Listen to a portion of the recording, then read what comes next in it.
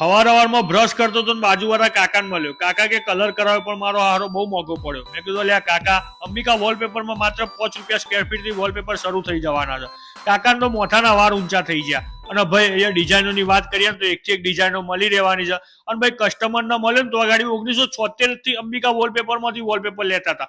10 વર્ષે પાછા આવતા હતા કે મારી આની હવે ડિઝાઇન બદલવી પડશે. આવા તો કસ્ટમર હતા ભાઈ તોના. અને ભાઈ અહીંયા તમને છે ને ટાઇલ્સ વોલપેપર એ મળી રહેવાના છે. તમારે આમ સાફ કરવું હોય ને તો ખાલી આમ પાણી નાખીને સાફ કરીને ઘસી નાખવાનું એટલે ચોખ્ખું ચટ.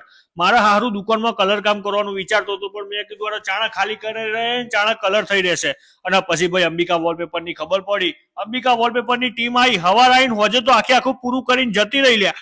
500 ફૂટની દુકાન ખાલી 2500 રૂપિયામાં રેડી. હું વાત ચલ્યા.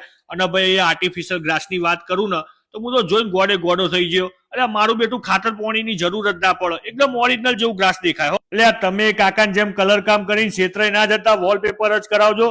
અને ભાઈ અહીંયા છે ને તમને હોમ ડેકોરની બધી જ વસ્તુ મળી જવાની છે. એટલે તમારે બીજા ચોર જવાનું થતું જ નહીં. અને એ ભાઈ રીઝનેબલ એકદમ સસ્તા ભાવમાં મળવાની છે.